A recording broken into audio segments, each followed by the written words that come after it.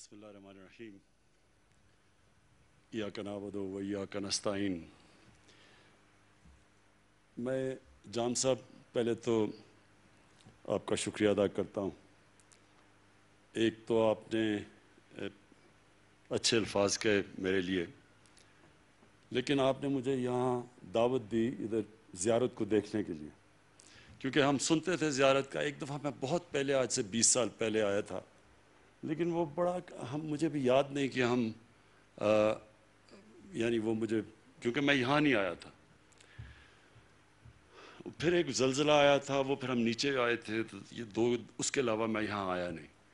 مجھے خوشی یہ ہے کہ مجھے موقع مل گیا قائد اعظم کے جو وہ آخری دن تھے جدھر انہوں نے گزارے، یہ پیچھے جو ہسٹوریکل یہ مونیمنٹ ہے ہمارے لیے، اور اس لیے میں آپ کا شکریہ ادا کرتا ہوں، کیونکہ میں ہمیشہ سوچتا تھا کہ میں ایک دن جاؤں گا یہاں۔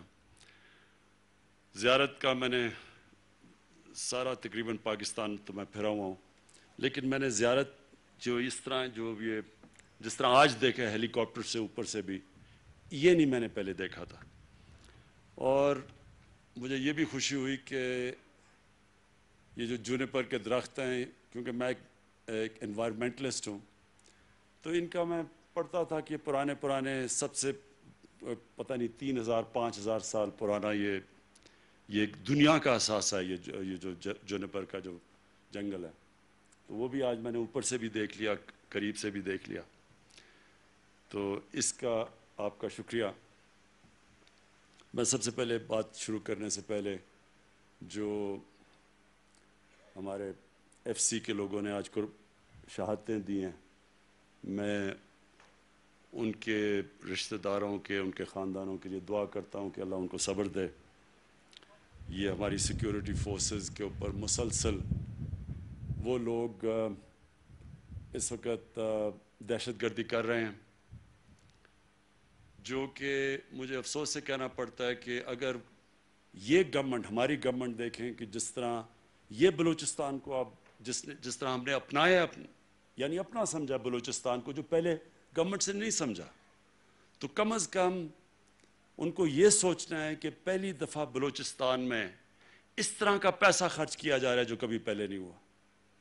اور جبکہ ہماری کولیشن گورنمنٹ ہے، لیکن میں آپ کو یقین دلاتا ہوں کہ میں اس لیے اپنی ساری ریسورسز اپنی گورنمنٹ کی مشکل وقت کے دوران، کیونکہ ہمارے اوپر بڑے بھاری قرضے چڑھائے ہوئے پچھلے والوں نے، اور ہمیں اتنا زیادہ پیسہ قرضوں کی قسطوں میں سود پہ چلا جاتا ہے کہ ہمارے لیے اپنے ملک کے لیے پیسہ خرچ کرنا بڑا کم رہ جاتا ہے۔ اس کے باوجود ہم نے پوری طرح بلوچستان کے اوپر جتنا بھی ہو سکے ہم نے فنڈز دیے ہیں، اور میری جو دو گورنمنٹس ہیں، پختونخوا کی اور پنجاب کی، وہ بار بار مجھے کہتے ہیں کہ جی آپ بلوچستان کے اوپر بہت ہی زیادہ مہربان ہو گئے ہیں، لیکن اس کی وجہ یہ ہے کہ بلوچستان کو واقعی نظر انداز کیا گیا ماضی میں۔ بلوچستان کے اندر جو پیسہ جانا تھا وہ بھی نہیں صحیح معنی میں خرچ کیا گیا، نہ توجہ گئی بلوچستان کے اوپر جو ہونی چاہیے تھی، اور جو پیسہ دیا بھی گیا، افسوس سے مجھے کہنا پڑتا ہے کہ وہ بھی صحیح معنی میں خرچ نہیں ہوا۔ اگر جو پیسہ دیا بھی گیا وہ صحیح معنی میں خرچ ہو جاتا تو بلوچستان کے حالات بہت بہتر ہونے تھے۔ مجھے میرے ایم پی کہہ رہے ہیں کہ نام لیں کسی کا جس نے بڑی دیر سے یہاں حکومت یہاں بیٹھا ہوا تھا۔ اب میں نام اس کا نہیں لینا چاہتا، کیونکہ میں مولانوں کی تو میں عزت کرتا ہوں، تو اس کو میں اس میں لانا نہیں چاہتا، کیونکہ وہ عزت کا قابل نہیں ہے وہ آدمی۔ لیکن اس میں کوئی شک نہیں کہ وہ پیسہ جو یہاں خرچ ہونا چاہیے تھا وہ خرچ نہیں ہوا۔ اچھا جی، اب پہلے تو میں آپ کو ایک خوشخبری سناؤں۔ خوشخبری یہ ہے کہ ایک بہت مشکل وقت سے ماشاءاللہ اللہ کا شکر کرتا ہوں ہمارا ملک نکل رہا ہے۔ ہمارے جو مخالف ہیں انہوں نے پہلے سے شور مچا دیا کہ حکومت فیل ہو گئی۔ ابھی تو ہماری حکومت آئی تھی تو انہوں نے کہا فیل ہو گئی، اس لیے وہ نہیں کہہ رہے تھے کہ فیل ہو گئی، کیونکہ حکومت جب آئی ہے وہ فیل کیسے ہو سکتی ہے؟ وہ چاہتے تھے کہ فیل ہو جائے, کہ کامیاب نہ ہو. پہلے سے خطرہ ہو گیا کہ کامیاب ہو جائیں. یہ حکومت اگر کامیاب ہو جاتی, اس معاشی بحران سے پاکستان کو نکال لیتی, تو ان کی سیاسی دکانیں بند ہو جانی تھی. لہٰذا ساری قوم کو 2-2.5 سال انہوں نے کہا تباہ ہو گیا پاکستان, معیشت تباہ ہو گئی, ملک لوگ پہ غریب لوگوں کا برا حال ہو گیا, سب کچھ کہتے رہے. ایک دم جو ابھی ہمارے پچھلے ہفتے جو گروتھ ریٹ کے فگر آئے ہیں, جو میں لوگوں کو نہیں سمجھ, گروتھ ریٹ کیا ہوتی ہے؟ گروتھ ریٹ کا مطلب یہ ہوتا ہے کہ آپ کی معیشت کس رفتار میں اوپر آ رہی ہے. تو پچھلے سال تو وہ 0.5 پہ اوپر آ رہی تھی, اور واقعی بڑا برا حال تھا, اور ساروں نے کہا کہ یہ اس بار بھی اتنا ہی ہوگا. تو جب گروتھ ریٹ تقریباً 4%, یعنی 4% پہ جب اوپر جانا, جب یہ فگرز جب پبلک ہوئے, تو وہ ساری اپوزیشن کہہ رہی ہے کہ یہ فگر ٹھیک نہیں ہے, کیونکہ اگر وہ فگر ٹھیک ہوتے تو اس کا مطلب یہ جھوٹ بول رہے تھے. اس کا مطلب کہ ملک اتنا برا نہیں کہ اگر ہم 4% ملک گرو کرے. تو وہ آج بڑے مشکل میں پڑے ہوئے ہیں. مجھے ترس بھی آتا ہے کئی دفعہ ان کے اوپر. وہ کبھی کہتے ہیں ہم آج گورنمنٹ گرا دیں گے, 3 مہینے کبھی دیتے ہیں گورنمنٹ کو, کبھی 31 دسمبر میں گورنمنٹ جائے گی, کبھی کچھ ہو جائے گا. تو مجھے تو اب ان کی فکر پڑ گئی کہ یہ اب ساتھ رہ جائیں گے یا نہیں رہیں گے, کیونکہ گورنمنٹ نے تو انشاءاللہ جو ہم مشکل وقت سے نکلے ہیں, یہ بھی 5 سال میں تو انشاءاللہ, اور ابھی اگلے سال یہ اور رفتار بڑھے گی اس کی, اور جو اگلی انشاءاللہ ہماری حکومت آئے گی اس میں پھر پاکستان اور تیزی سے اوپر جائے گا. کیونکہ اس کی وجہ ہے نا, بلوچستان کے میرے MPs بھی بیٹھے ہیں, وزیر بیٹھے ہوئے ہیں. اب سب کو میں صرف ایک چیز سمجھانا چاہتا ہوں. دیکھیں, میں اگر پاور میں آؤں نا, اقتدار میں آؤں, تو یا میں اپنے لیے پیسہ بنا سکتا ہوں یا میں اپنی قوم کے لیے پیسہ بنا سکتا ہوں. دونوں نہیں ہو سکتا. اگر یہ میں سوچوں کہ میں اپنے لنڈن میں بڑے بڑے محلات خریدوں گا اور قوم بھی ترقی کر جائے گی, ایسے ہوتا نہیں ہے. جو بھی قومیں ترقی کی ہیں, ان کے لیڈرز نے پوری طرح اپنی قوم, اپنے ملک میں بیٹھ کے اور اپنے ملک کی خدمت کی. مہاتر محمد, اس نے کوئی لنڈن میں فلیٹ نہیں اس کے کوئی ملک سے باہر بینک اکاؤنٹس نہیں ہیں, اس کے بچوں کی بزنسز باہر نہیں ہیں. وہ وہی ملیشیا میں رہا, ادھر ہی رہا, اس ملیشیا کو اٹھا کے کہاں سے کہاں لے گیا. اسی طرح سنگاپور کا لی کوان یو, اس نے سنگاپور کو اٹھا کے کہاں سے کہاں لے گیا. امیر ترین ملک بن گیا سنگاپور اس کے ہوتے ہوئے, لیکن اس کی کوئی باہر مے فیئر لنڈن کے سب سے مہنگے میں اس کی کوئی جائیدادیں نہیں ہیں, پراپرٹیز نہیں ہیں, ان کے بچے باہر نہیں ہیں. تو یہ ہوتا ہی نہیں کہ ایک آدمی ملک سے پیسہ چوری کر کے باہر لے جائے اور سمجھے کہ ملک ترقی کرے گا. جب مہاتر محمد ملیشیا چھوڑ کے گئے, تو ان کے بعد بھی ایک ایسا آدمی آ گیا جس کو بھی شوق تھا ملک سے پیسہ چوری کر کے باہر جائیدادیں کرنے کا. وہ آج جیل میں ہے, لیکن جب وہ چھوڑ کے گیا تو ملیشیا مقروض ہو چکا تھا. وہی ملیشیا جو مہاتر محمد اوپر لے گئے تھے, وہ مقروض ہو چکا تھا. تو پاکستان اس لیے ترقی کرے گا, ایک تو اللہ نے پاکستان کو ہر قسم کی نعمت دی ہے. ہمیں خود ہی نہیں پتا کہ اللہ نے پاکستان کے اوپر کتنا مہربان ہے, کیونکہ جو ہمارے حکمرانوں کی, ان کے گھر بھی باہر ہیں, چھٹیاں بھی باہر ہیں, عیدیں بھی باہر ہیں, علاج بھی باہر ہے, ان کو کیا پتا کہ اللہ نے اس ملک کو کتنا نوازا. یہ جو زیارت ہے, اور بڑا اچھا ہوا میں آج آ گیا, یہ واقعی ایک سارے علاقے کا ارد گرد ایک ٹورزم کا ہب بن سکتا ہے. ٹورزم کا مطلب کہ مقامی لوگوں کو بہت فائدہ ہو سکتا ہے, ان کی آمدنی میں اضافہ ہو سکتا ہے, غربت کم ہو سکتی ہے. پختونخوا کے اندر جب ہماری حکومت آئی 2013 میں, سب سے برے حالات تھے پختونخوا کے, کیونکہ وہاں وار آن ٹیرر تھی, تباہی تھی, ادھر جنگ لڑی جا رہی تھی, وہاں کوئی 500 پولیس والے شہید ہو چکے تھے, قانون نام کی چیز نہیں تھی, جو بزنس تھی وہ بزنسز بند ہو چکی تھی, جو سب سے بڑی بزنس تھی وہ لوگوں کو اغوا کر کے پیسے لیتے تھے لوگ, وہ بزنس چل رہی تھی. لوگ پشاور کو چھوڑ کے اسلام آباد میں گھر لے رہے تھے اپنے آپ کو بچانے کے لیے. اور UNDP کی رپورٹ ہے کہ 5 سالوں میں 2013 سے 2018 میں سب سے تیزی سے غربت پختونخوا میں کم ہوئی سارے پاکی صوبوں کے مقابلے میں. امیر غریب کا فرق سب سے کم ہوا پختونخوا میں. اور ہیومن ڈیولپمنٹ، یہ تین چیزیں یو این ڈی پی کی رپورٹ میں آئی. ہیومن ڈیولپمنٹ کا مطلب کہ جو انسانوں کے اوپر سب سے زیادہ خرچہ ہوا، ان کی تعلیم پہ، ان کی صحت پہ، وہ پختونخوا میں ہوا، روزگار پہ. اور اس کی ایک بہت بڑی وجہ ٹورزم تھی. ہم نے پوری طرح ٹورزم کو پختونخوا میں اٹھایا، اور ٹورزم کی وجہ سے جب ٹورسٹ آتا ہے وہ پیسہ خرچ کرتا ہے، وہاں دکانیں چلتی ہیں، وہاں روزگار ملتا ہے. تو وہ بہت بڑی وجہ تھی کہ ٹورزم کی وجہ سے پختونخوا اوپر گیا. دوسری چیز تھی ہیلتھ کارڈ. ہم نے غریب لوگوں کو، آدھی آبادی کو پختونخوا کی ہم نے ہیلتھ کارڈ دیا. اب ہیلتھ کارڈ کیا ہے؟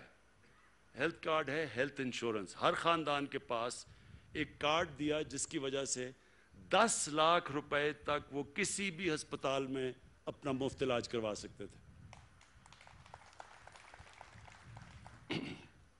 یہ اب پختونخوا کے ہر شہری کے پاس، یعنی ہر خاندان کے پاس اب ہیلتھ کارڈ آ گیا. پہلے صرف آدھی آبادی کے پاس تھی. اور پنجاب نے اس سال کے آخر تک سارے پنجاب کے لوگوں کے پاس ہیلتھ کارڈ آ جائے گا. اور ہیلتھ کارڈ کا مطلب یہ، یعنی اس کا مطلب یہ ہے کہ جب گاؤں کے اندر بھی، دیہاتوں کے اندر بھی لوگوں کے پاس ایک ہیلتھ انشورنس آ جائے گی تو پرائیویٹ سیکٹر کے لوگ جا کے وہاں ہسپتال بنائیں گے. اور جب پرائیویٹ، تو پھر ہسپتالوں کا جال پھیل جائے گا. حکومت کے پاس تو پیسے نہیں کہ ہم سارے پاکستان میں ہسپتال بنا سکیں، لیکن پرائیویٹ سیکٹر کو جب یہ پتہ چلے گا کہ ہر آدمی اگر وہ بیمار ہوتا ہے دیہات میں، جدھر بھی غریب علاقوں میں بھی، اس کے پاس ہیلتھ کارڈ ہوگا، وہ پیسے دے سکے گا. آپ انشاءاللہ دیکھیں گے کہ یہ ہیلتھ کارڈ نہیں ہے، یہ پورا ہیلتھ سسٹم آ رہا ہے پاکستان میں. تو میں آپ سے جام صاحب یہ درخواست کروں گا کہ آپ نے اگر اصل اپنے لوگوں کی خدمت کرنی ہے تو جس طرح پنجاب اور پختونخوا میں ہیلتھ کارڈ دیا گیا، آپ کو بھی بلوچستان میں ہر خاندان کو ہیلتھ کارڈ دینا چاہیے. یہ یقین کریں کہ اس کا فائدہ صرف یہ نہیں کہ آپ اپنے لوگوں کو، غریب لوگوں کی مدد کریں گے. سب سے زیادہ تکلیف ہوتی ہے برے وقت میں. ایک غریب گھرانے میں اگر بیماری ہو جائے تو وہ غریب گھرانے پہ سب سے بڑا عذاب آ جاتا ہے کہ ان کا جو بجٹ بنا ہوتا ہے کہ بچوں کے سکول، کپڑے یا جو بھی اور کھانا پینا، وہ ایک بیماری سے وہ سارا ان کا بجٹ خراب ہو جاتا ہے، اور کئی دفعہ پورا خاندان غربت کی لکیر سے نیچے چلا جاتا ہے. تو اس لیے سب سے بڑی نعمت ہے کہ اللہ بھی خوش ہوگا، اور انشاءاللہ اس کی، وہ جب خوش ہوتا ہے تو آپ کے اوپر اس علاقے پہ اللہ کی نعمتیں آتی ہیں. اب آ گیا گیس کا. یہ آپ نے بالکل ٹھیک بات کی کہ اس علاقے میں، مجھے پتہ ہے سردیوں میں میں کئی دفعہ بلوچستان آیا ہوں، جو یہاں ٹھنڈ، ایک تو ٹھنڈ ہوتی ہے نا، ایک تو ٹیمپریچر، ایک چل فیکٹر ہوتا ہے جو ہوا چلتی ہے یہاں، وہ اتنی ٹھنڈ میں نے بڑی کم دنیا میں دیکھی ہوئی ہے جو بلوچستان کے علاقوں میں. اس لیے اس کو اب ہم ڈسکس کریں گے. مجھے اپنے ایم پی نے تو کہا، دومر صاحب نے، کہ جناب یہاں گیس پہنچا دو، پائپ لائن. میرے خیال میں جو آپ کا آئیڈیا نا وہ زیادہ بہتر ہے کہ یہاں ایل پی جی کا پلانٹ لگایا جائے، وہ زیادہ فیزیبل ہے. گیس لانا اتنی دور سے، اور گیس کا پرابلم بڑا ہوگا کہ وہ سردی کے اندر وہ گیس کا پریشر بالکل گر جائے گا آپ کا. سو بہتر یہ ہے کہ اگر ہم اسی علاقے کے اندر یہ ایل پی جی کا پلانٹ لگائیں. اب اس کی میں فیزیبلٹی جا کے بات کروں گا، کیونکہ آپ کو پتہ ہے بجٹ تو بن ہی گیا تقریباً. میں جب واپس جاؤں گا یہ میں آپ کو یقین دلاتا ہوں کہ اگر ہم پوری کوشش کریں گے کہ اس کو انشاءاللہ یہ جب اگلا مالی سال شروع ہوتا ہے تو اس میں ہم آپ کے لیے کام شروع کر دیں ایل پی جی کے، تاکہ یہاں لوگوں کے لیے آسانی ہو. میں ویسے بادشاہ نہیں ہوں، پرائم منسٹر ہوں. پرائم منسٹر کو پھر بھی دیکھنا پڑتا. بادشاہ تو ایسے اشریوں کی تھیلی پھینک دیتا نا کہ ادھر لو پیسے، ادھر لو. جس طرح پہلے ہمارے بادشاہ کہتے تھے کہ جی میں نے یہ دے دیا آپ کو، وہ دے دیا. تو مجھے دیکھنا پڑتا ہے، اپنے فائنانس منسٹر سے بات کرنی پڑتی ہے، دیکھنا پڑتا ہے کہ کتنا پیسہ ہے. آگے وہ میں پھر سے آپ کو کہہ رہا ہوں کہ دونوں صوبے شور مچا رہے ہیں، پنجاب اور کہ پختونخوا کے، جی آپ نے بلوچستان کو بہت زیادہ پیسہ دے دیا. کہتے ہیں وہاں تو ہماری گورنمنٹ نہیں، کولیشن گورنمنٹ ہے. لیکن گورنمنٹ کی بات نہیں ہے. بلوچستان کو، کیونکہ میں پھر سے ریپیٹ کرتا ہوں، نظر انداز کیا ماضی میں، اس لیے یہ ہمارا فرض بنتا ہے کہ ہم پوری طرح مدد کریں. ہے آپ کا علاقہ بہت بڑا، مسئلہ بلوچستان کا ہے کہ اتنا بڑا علاقہ ہے، یہاں کنیکٹیوٹی اتنی مہنگی ہے بنسبت نیچے اور علاقوں کے اوپر، تو اس لیے جو خرچہ آتا ہے یہاں سڑکوں پہ جو کنیکٹ کرنے میں وہ باقی جگہ سے بہت زیادہ آتا ہے. تو اور پھر کیونکہ ٹریفک اتنا زیادہ نہیں ہے تو ہم پرائیویٹ پبلک پارٹنرشپ میں بھی آنا مشکل ہے، جو کہ ہم پختونخوا میں اور پنجاب میں کئی علاقوں میں پبلک پرائیویٹ پارٹنرشپ پہ جا کے ہم یہ سڑکیں بنا رہے ہیں. تو یہاں کیونکہ آپ کا ٹریفک اتنا کم ہے تو اس لیے ہمیں پرابلمز ہوتی ہیں اس کے لیے پرائیویٹ پارٹیز کو یہاں انٹرسٹ کرنے کے لیے. اور آخر میں آپ کو صرف ایک چیز کا پھر سے یقین دلاتا ہوں کہ میں آپ کو اس لیے نہیں کہہ رہا کہ لوگوں کو خوش کرنے کے لیے یا ووٹ کے لیے، میں اس لیے کہہ رہا ہوں کہ میرا یہ ایمان ہے کہ پاکستان کی جو ڈیولپمنٹ ہے وہ ڈیولپمنٹ تب صحیح معنی میں ڈیولپمنٹ ہوگی کہ ایک انگریزی کا لفظ ہے انکلوسیو، کہ سارے ملک کی ڈیولپمنٹ ہو. یہاں چھوٹے چھوٹے یعنی علاقوں کی ڈیولپمنٹ ہوتی ہے لیکن جو باقی ملک ہے وہ پیچھے رہ جاتا ہے، اور اس کی وجہ سے بلوچستان بھی پیچھے رہ گیا. تو میں یہ سمجھتا ہوں کہ ہمارے ملک میں پہلے تو علاقوں کو جو پیچھے رہ گئے ہیں اور ان کے اوپر ہم خاص توجہ دے رہے ہیں، جس کا مطلب ہم شروع کر رہے ہیں ادھر سے قبائلی علاقے سے، کیونکہ وہ بھی قبائلی علاقہ بھی پیچھے رہ گیا، پھر بلوچستان، پھر جو پنجاب کے مغربی علاقے ہیں جس میں میرا بھی ضلع میاں والی بھی، اور پھر بکھر، یہ راجن پور، ڈی جی خان، سب سے پیچھے رہ گئے ہیں یہ پنجاب میں، ان کی پوری. اور پھر اندرون سندھ میں بھی ہم کوشش کریں کہ سندھ حکومت، کیونکہ ہماری حکومت نہیں ہے وہاں، لیکن ان کے ساتھ مل کے ان کی بھی مدد کریں کیونکہ انٹیریئر سندھ بھی پیچھے رہ گیا. تو جو علاقے پیچھے رہ گئے ہیں پہلے تو ہماری پوری کوشش کریں کہ ان کو اوپر لانے کے لیے، اور دوسرے جو لوگ پیچھے رہ گئے ہیں، جو ہمارا غریب آدمی ہے، جو کمزور طبقہ ہے، اس کے لیے اس کو پورا اٹھائیں. تو اس کے لیے احساس پروگرام پاکستان کی تاریخ کا سب سے بڑا پروگرام ہم لے کے آ رہے ہیں، جو احساس پروگرام ہے، جو غربت کم کرنے کے لیے، جس میں مختلف چیزیں ہیں کہ ہم ہنر بھی سکھا رہے ہیں، ہم خواتین کی بھی مدد کر رہے ہیں دیہاتی علاقوں میں تاکہ وہ اپنی مدد کر سکے، ان کی گائے بھینسیں مویشی ان کو دے رہے ہیں تاکہ وہ خود اپنے گھر کی حالات بہتر کر سکیں. پھر قرضے دے رہے ہیں کامیاب جوان میں، کہ ہم نوجوانوں کو قرضے دے رہے ہیں بلوچستان سے بھی، ہر علاقے سے، تاکہ وہ اپنی بزنس کو سیٹ اپ کر سکے، اپنا کاروبار شروع کر سکے، اپنے پیر پہ کھڑے ہو سکے. یہ سارے ہمارے جو پروجیکٹس ہیں، اور اس میں پھر ایک نیا پاکستان جو ہم ہاؤسنگ کا نیا پاکستان ہاؤسنگ، کہ جو تنخواہ دار لوگ ہیں، جو سرکاری نوکر ہیں، جو کہ مزدور ہیں، جو مکینک ہیں، جن کے پاس کبھی اتنا پیسہ نہیں اپنا گھر بنانے کے لیے، ان کے لیے اب ہم اسپیشل پروجیکٹ لے کے آ رہے ہیں. اور شروع ہو گیا ہے، کئی ہزار لوگوں نے اب ان کو قرضے مل گئے ہیں، بینک قرضے دیتے ہیں. تو جو پیسہ وہ کرائے پہ دیتے ہیں وہی پیسہ قرضوں کی قسطوں پہ چلا جاتا ہے اور ان کا اپنا گھر ہو جاتا ہے. تو یہ ایک پروگرام شروع ہو گیا پاکستان میں، انشاءاللہ یہ پھیلتا جائے گا. یہ بھی ہماری کوشش ہے کہ لوگ جو عام آدمی کے پاس اتنا پیسہ نہیں ہوتا اپنا گھر بنانے کے لیے، ان کے لیے ہم بینکوں کے ذریعے قرضے دیں تاکہ وہ اپنے گھر بنا سکیں. میں آخر میں پھر سے جان صاحب آپ کا شکریہ ادا کرتا ہوں کہ مجھے موقع ملا ادھر آنے کے لیے. کویسچن آنسر نہیں، بعد میں میرے سے بات کرنا، اور میں انشاءاللہ آپ کے پاس مسلسل آتا رہوں گا، بلوچستان کا پروگریس دیکھتا رہوں گا. 700 ارب روپے کا ہم نے سب سے بڑا پیکج دیا اب تک بلوچستان کو، اور دوسرا بھی ابھی ایک اور ہم سڑکوں کا پیکج دے رہے ہیں. یہ آپ کو میں یقین دلا دوں گا، جتنی ہمارے پاس ہم کوشش کرتے رہیں گے، جدھر بھی گنجائش نکلے ہم اپنے بلوچستان کے لیے فنڈز دیں. شکریہ.